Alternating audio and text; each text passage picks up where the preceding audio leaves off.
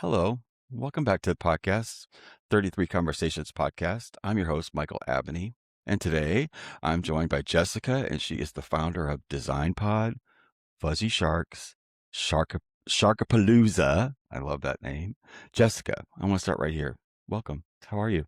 Oh my gosh, I am so excited to be here with you and to have this conversation. So thank you so much for reaching out and for having me on.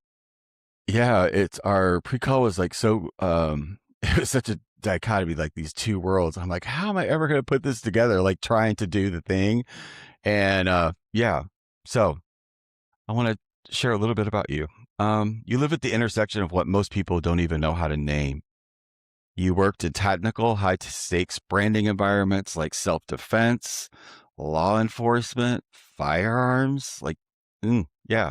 At the same time, you're building an art driven ocean conservation movement rooted in empathy, creativity, and community, which I love. Most people would tell you to try to clean that up, make sense of that, and pick a lane, but you didn't. And what interests me is not the companies so much, although I love all the names. I can't wait to hear about it. But it's who you've had to become to hold that contradiction without actually betraying yourself. So let's open this up and share with us, what transformation are you in the middle of right now?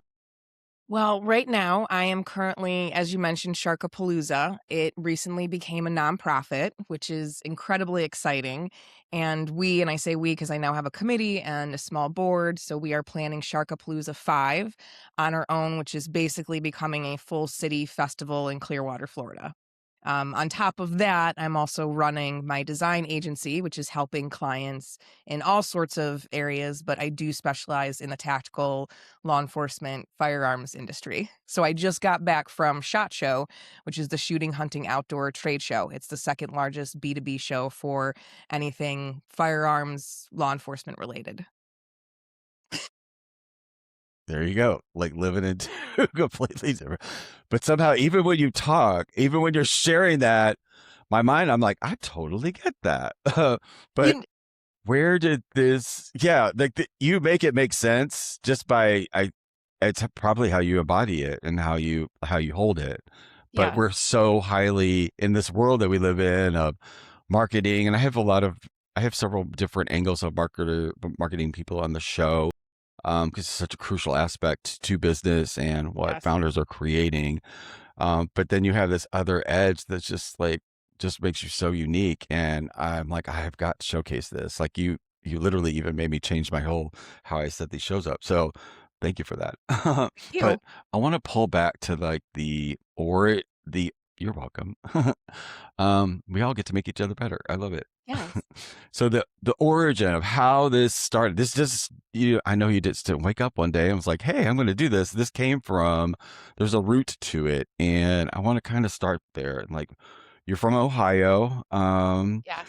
but you always had water. You had the fish tank. I remember that story in our Yes. pre-call. When what what do you recognize now that you couldn't see back then when you're in Ohio and you just had your fish tank? Like, I I look back and I feel like I've always been very true to my gut. And when I was younger, I tried to do what everyone else did and fit in. Um, because I wanted to be the popular kid. I wanted to be liked, and I fought what I really wanted to do. And over time and growing up, it was no, I'm different and I get that. So why not just go with my gut? The fear of getting to my deathbed and never doing the things that I wanted to do or try was a greater fear than failure or rejection, if that makes sense. totally makes sense. This podcast is really a conversation, so I share in it too, and I live threads of what everyone is communicating, and I relate to it. Like, there's being a founder or starter of something puts you outside the box and like not in the herd, which I always wanted to be a part of, but just never really was a part of it authentically. But at the same time, I'm always in these strings of like, how can I really want to do this one thing?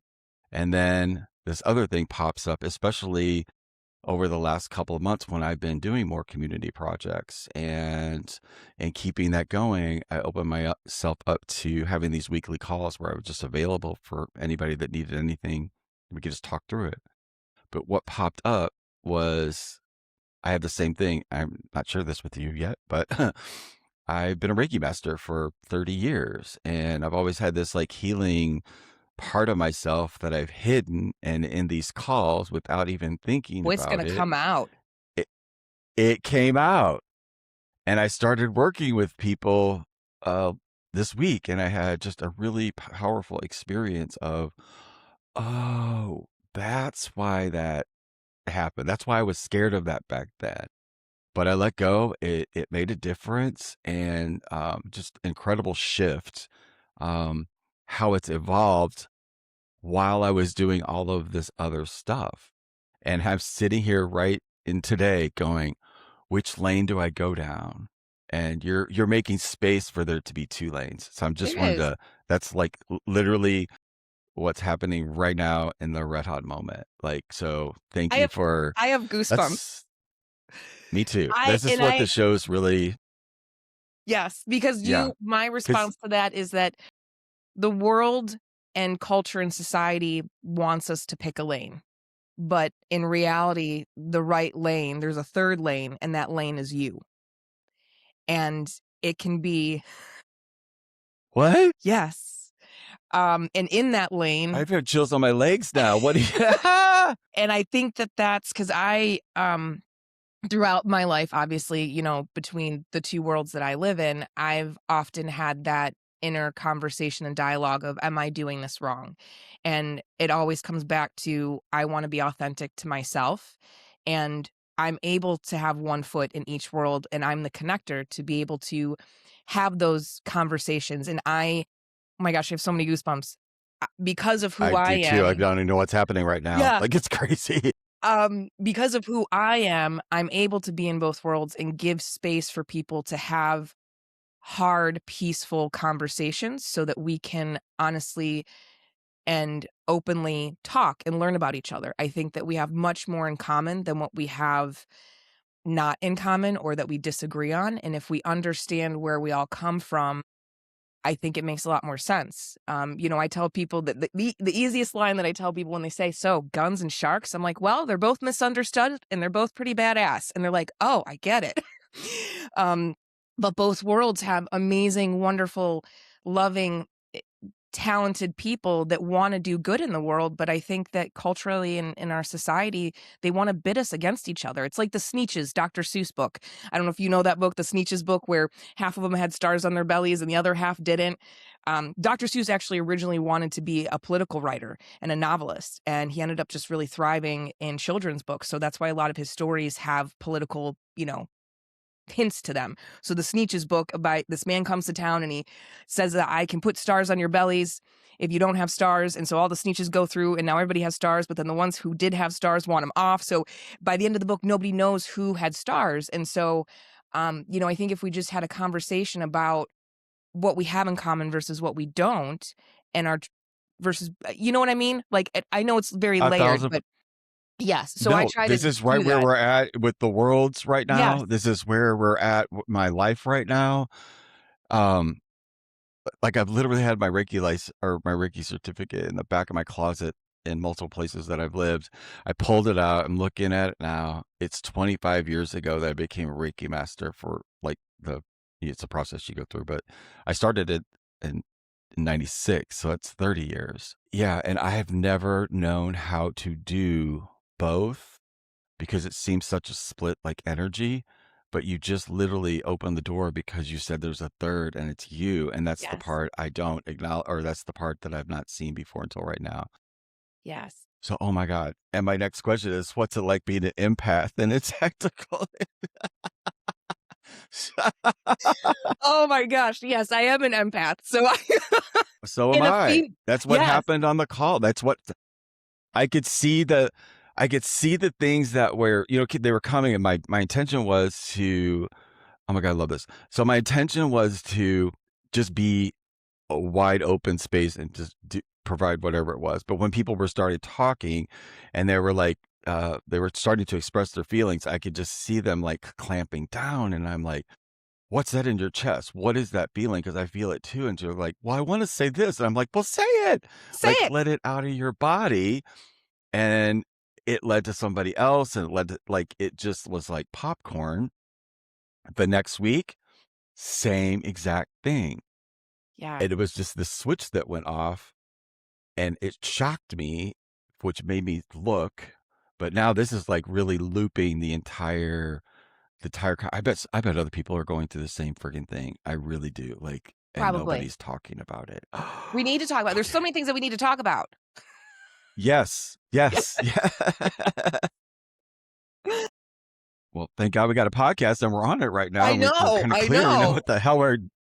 The thing is, I don't know what I'm doing, and that's what allows it to um, come through.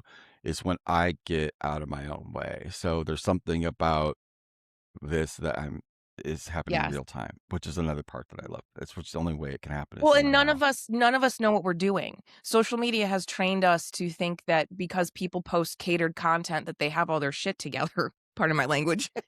But we all don't. No, We're all human beings, and often I wonder how I'm allowed to live on my own and have a dog by myself. Like how am I allowed to adult by myself?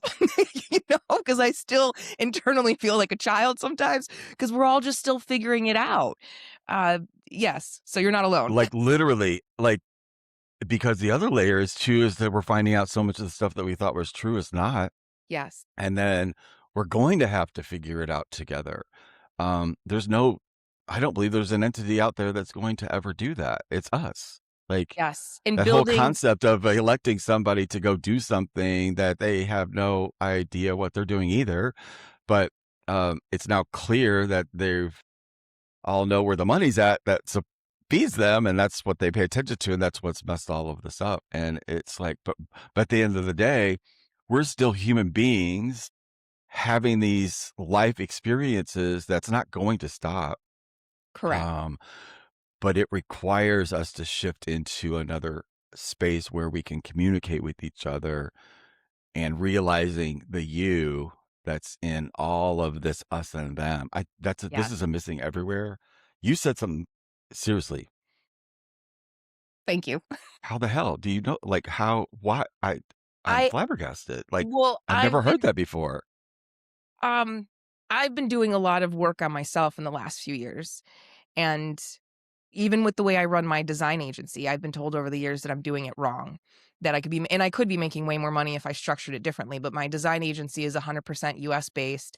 The people that you work with, the people that you meet are the people that you work with. I do the majority of the work because I really felt like high quality design could be offered to companies without having to break the bank. And if I outsourced it, I could be making a lot more money, but I didn't want to do that. So throughout my life, I've been very adamant about sticking to, no, I know in my gut and my soul that this is going to work. I just have to figure it out.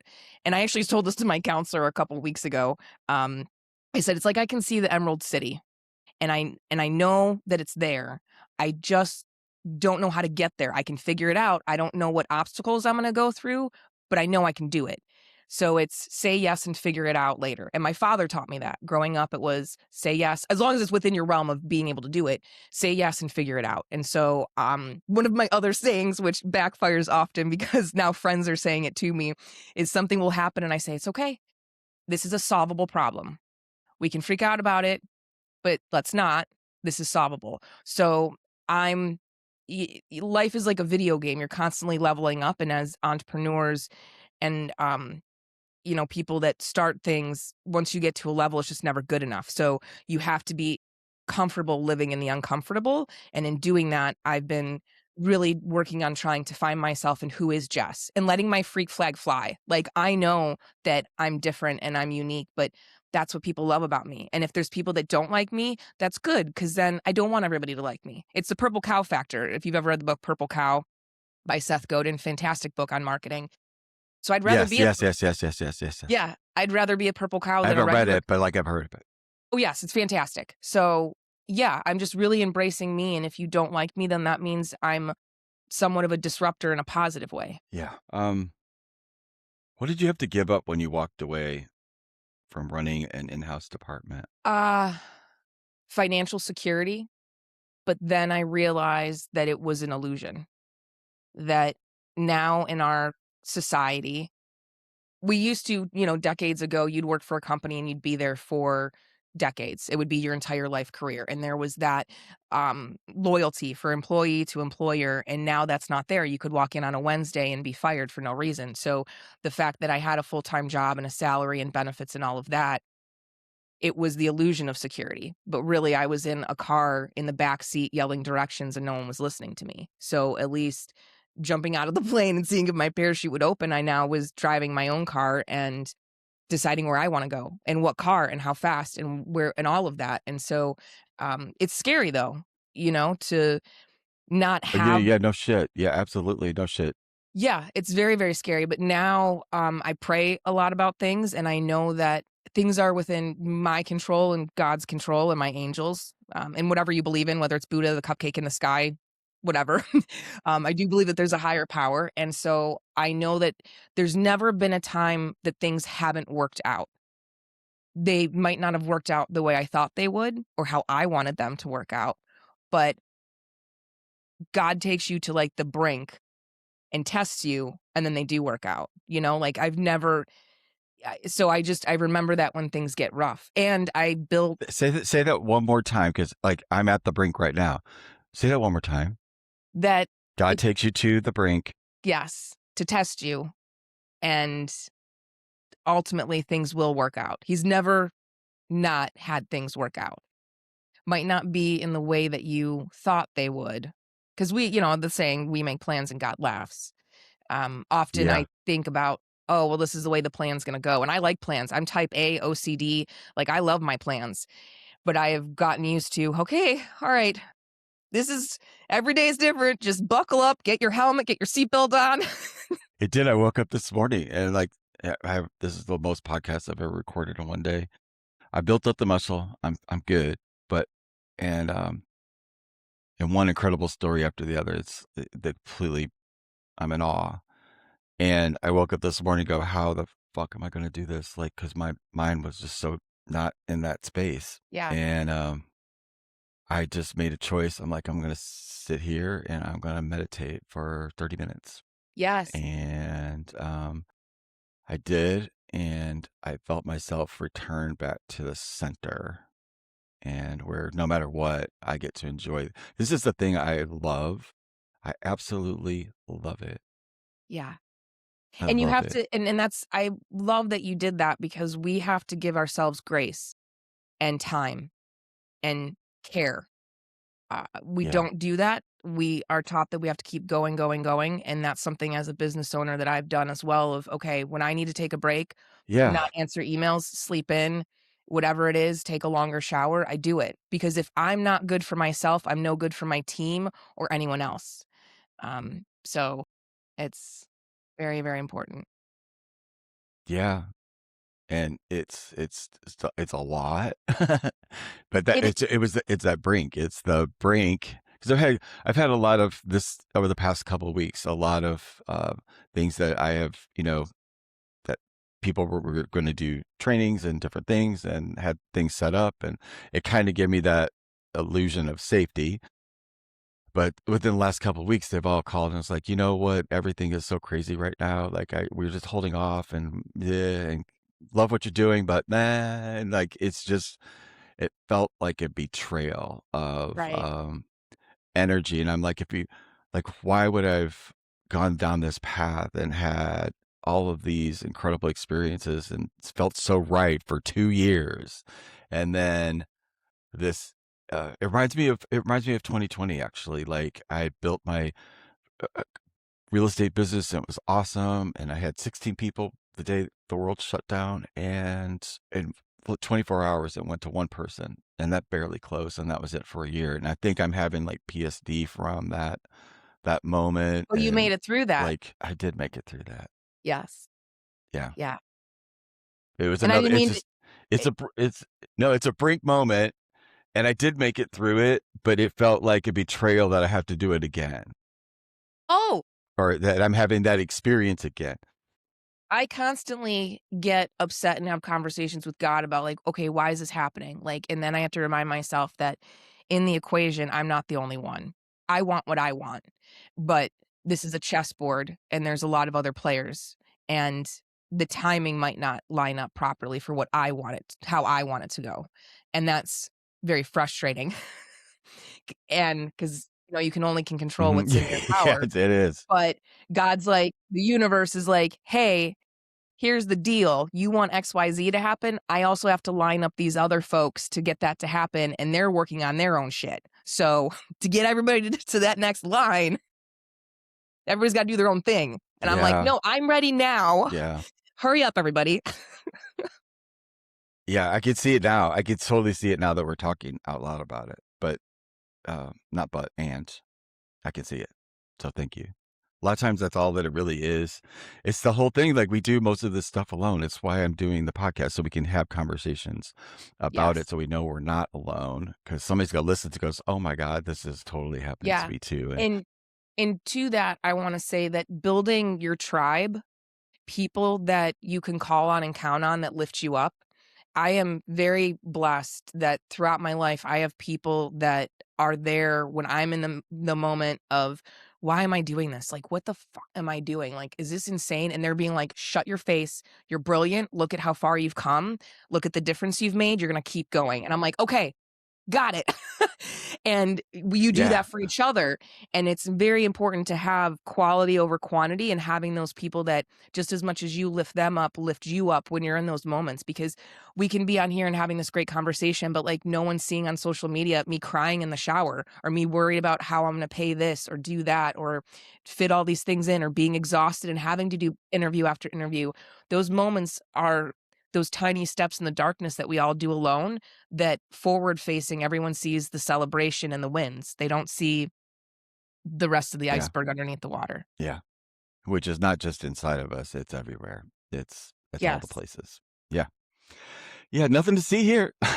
We're all good, just happy little ducks on the water. Our feet are not freaking out. This is what gets us through is this. Yes. So let's go. I want to talk about Fuzzy Sharks. I know that this is your nonprofit, didn't start out as one, but I want you to share a little bit about that, and then let's go into this amazing experience, like what you're creating. I absolutely love it.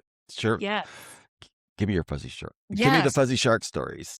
So Fuzzy Sharks is that is a purpose-driven organization where I design and I create products to raise awareness and inspire and educate on shark conservation.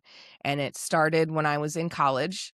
I went to school for automotive design because I thought that would be a cool thing to do as a female, and I also really love cars. They're incredibly sexy.